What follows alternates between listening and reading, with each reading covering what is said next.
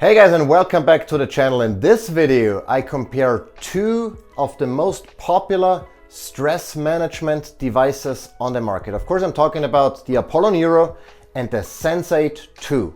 Two tactile stimulation devices that are meant to help you reduce stress, improve your stress resilience, and improve how you perceive stress. Now before we get started, make sure you subscribe to this channel and you click on the little alert button so you get notified when I publish more videos like this. I also want to mention I'm not a medical doctor, so nothing in this video should be considered medical advice, and the video, including the description, might contain affiliated links that if you use them, I might get a commission. That doesn't change my editorial integrity, but it helps make this channel happen. With that out of the way, let's get started.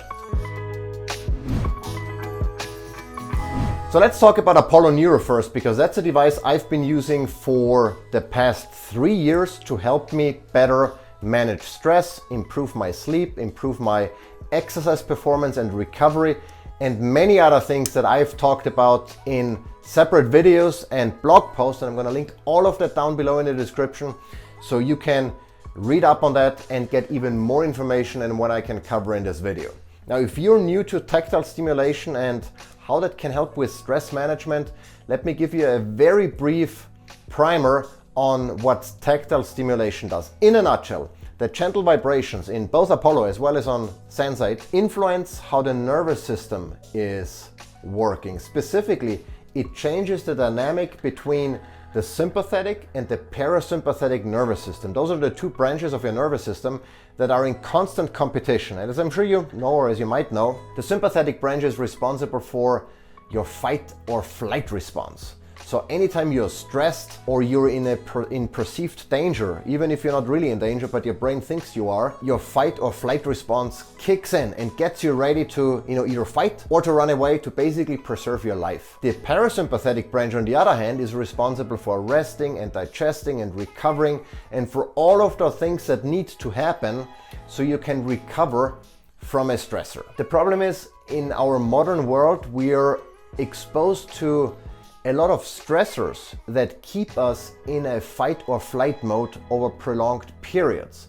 And that's detrimental to our health and can even lead to some more serious conditions such as anxiety disorder and PTSD and some of the other issues associated with being in chronic fight or flight mode. And so with Apollo, that I've been using for a number of years, it can help get you out of that fight or flight response. What I really like about Apollo is most of the form factor, because it's fairly small. It's actually only, this is the sensor, this is the vibrating element, so to say, and you can wear it pretty much anywhere on your body. It comes by default with a wrist wrap, so you can wear it on your wrist like a traditional wearable, like maybe a Whoop or an Apple Watch.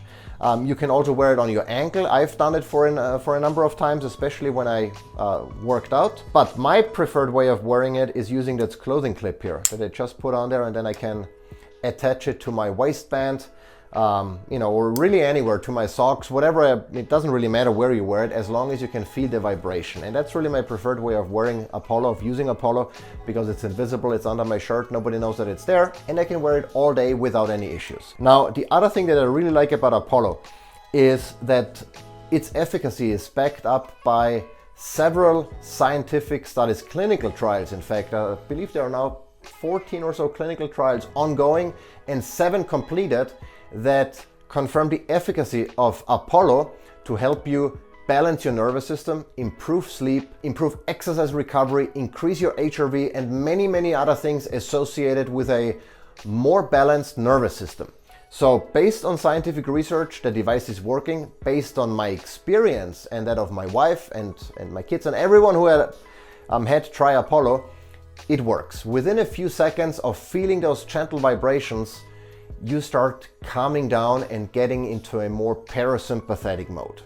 And that's really the main point of Apollo. And by helping balance your nervous system, you sleep better, you can fall asleep quicker, you recover quicker from exercise, and many, many of the other downstream effects that I've talked about in previous videos. The other thing that I really like about Apollo is that even though it comes with an app that you can control the device via your mobile phone, you don't necessarily need your phone to turn it on and off. What that means is that once you have selected what Apollo calls a vibe, which is basically a program, a vibration pattern for a specific use case, like winding down in the evening or improving your sleep or improving cognitive performance, etc.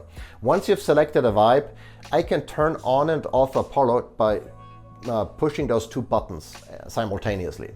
So that means if I use Apollo predominantly in the evening to wind down when I'm having dinner with the family or watching TV with my wife, all I have to do is push those two buttons and the device starts vibrating and do its thing. I don't have to go to my phone, I have to pick up my phone. The device can actually be in airplane mode. That's particularly important for me, at least, if I use it while sleeping. So Apollo has a special sleep program that can help improve your sleep and in particular help you get more deep sleep and spend more time in restorative phases of sleep.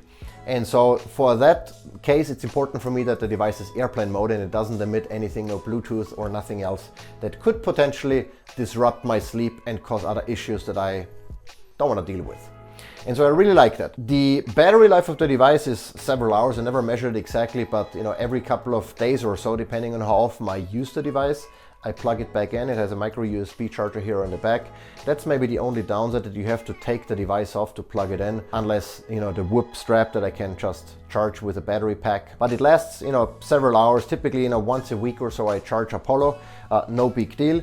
The device costs $349. It's not exactly inexpensive, but I think for the benefits it delivers, it's totally worth it. And it's a one-time payment. I also like that there is no subscription, even though I know that Apollo is working on a membership model to add specific features that you don't get as part of the regular application. And one of them is, I think they call it Stay Asleep.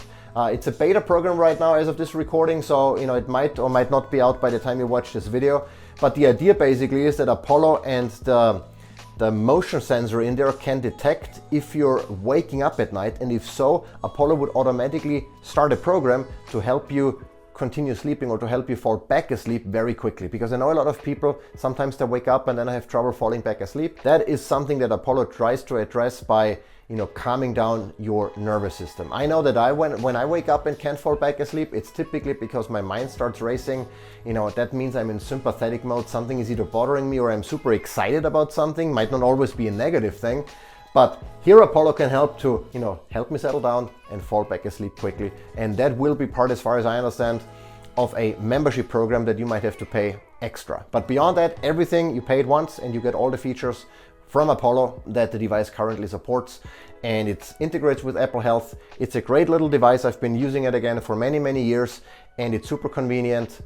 Nobody knows that you're wearing it. You can wear it passively, so you don't have to do anything to make this work. I can wear this while recording this video, while having dinner, while being out and about in a meeting or whatever, and it does its thing. It helps me, and nobody knows that it does, and I don't have to do anything to make that happen. I don't have to actively meditate, for example, if that makes sense. So how does that compare now to Sensate? Sensate is a very similar device, even though in a different form factor. So with Sensate, it comes with a loop here, so not to mess up my audio. So you have to hang it around your neck. It's a very similar device in terms of it has a vibration motor in there, so it vibrates using certain patterns to help you, again, balance your nervous system, get out of sympathetic mode, etc. So very similar to Apollo. However, Sensate decided that they bundle this capability with sounds, and which is not a bad idea. So the way it basically works is you go into the Sensate app, you select a track or a sound pattern that you want to listen to, and then you put on the device, you adjust the strap, so Sensate is roughly here on your breastbone here, and then you turn it on and let it do its thing. You lean back, you listen to the sound, ideally you close your eyes, so you're kind of like meditating. You can do breathing exercise, of course, and you have the vibrations at the same time. And the good thing about that approach is that you're kind of meditating to a degree. You at least are put in a position where you can be present. You can blend out everything, especially if you wear headphones, and you only listen to the music, you close your eyes, you feel the vibrations, you're in the zone basically, and that certainly helps you calm down and get out of the sympathetic mode.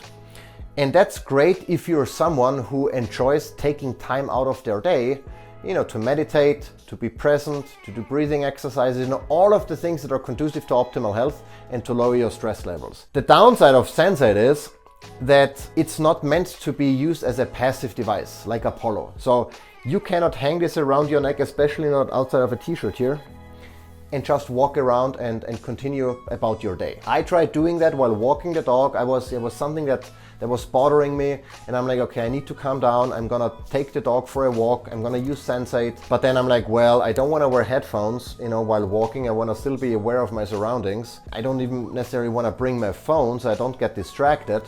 And so I decided to just use Sensate without the phone. So I turned on the session and then simply left the phone at home. So the phone was playing music that nobody heard, but the device was vibrating. Now the problem is if you just wear it and you're not still, it keeps bouncing around and you kind of lose, the sensation of that vibration. So the idea of Sensate really is that you take time, lie back ideally, have this thing rested on your breastbone here and feel the vibrations and you listen to the music.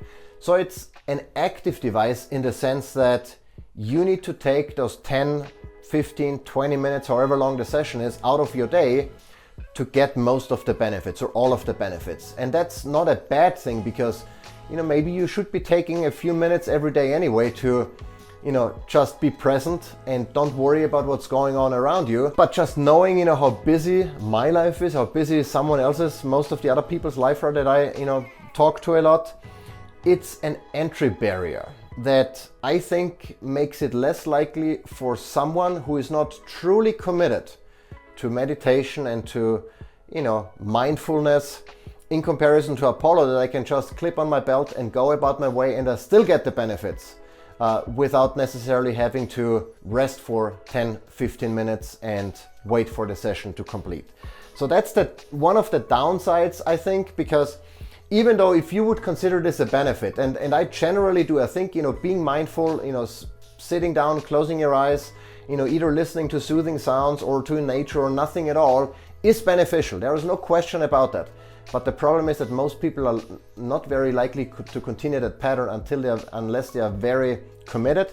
And if they don't continuously and consistently use the device, it's not as helpful as it would be otherwise. And so I like that Apollo gives me the option of sitting down and listening to soothing music or doing breathing exercises or meditating or whatever, but I don't have to.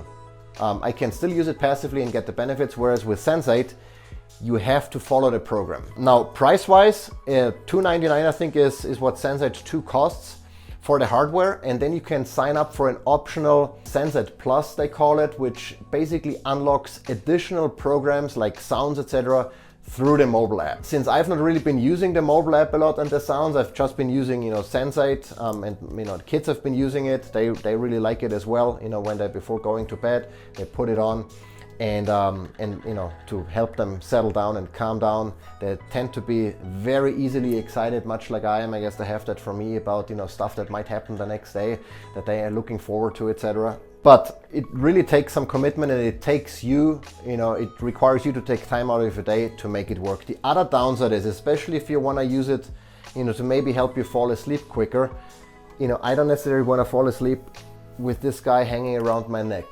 Actually, our 9-year-old did that once because I said, what, before you fall asleep, I'm gonna come down and take the device from you. She fell asleep in the meantime while we were watching TV upstairs, and then half an hour later or so, I came down. She was already asleep with that thing around her neck, and I obviously, I don't want to necessarily her or me to fall asleep with a strap around my neck that might choke me. So not ideal if you want to use it to help you fall asleep. Obviously you'd have to use it before going to bed, and it works very well. Speaking of efficacy, this device is one study that backs up the efficacy that I found, but I think, to be perfectly honest, just based on what I know about the underlying technology of tactile stimulation, and what I've seen and what I've noticed with this device is it is effective. It does work. The tactile stimulation does work. It's just a different approach to how implement that. With the phone, with the sound, you cannot set this device into airplane mode, but you can put your phone into airplane mode, and Sensate is not constantly streaming data. So even though the Bluetooth radio in this device is still on, your exposure is probably very small and limited.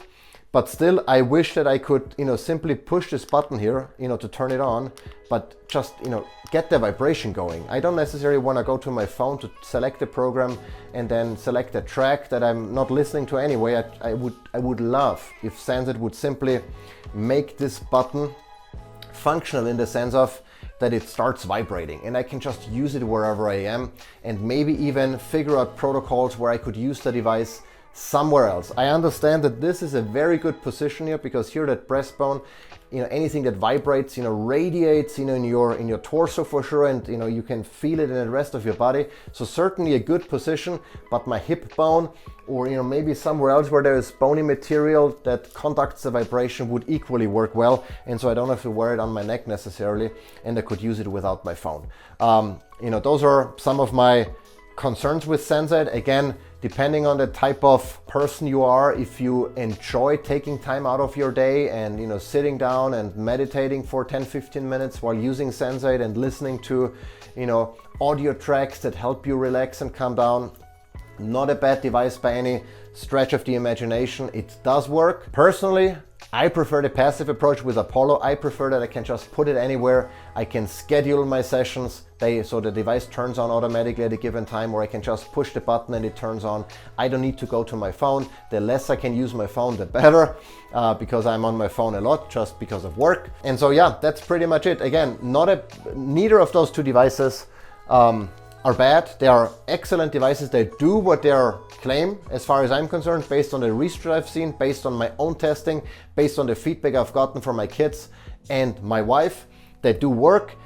From a practicality perspective, this is my favorite for all the reasons I've outlined, but you can't go wrong with either way.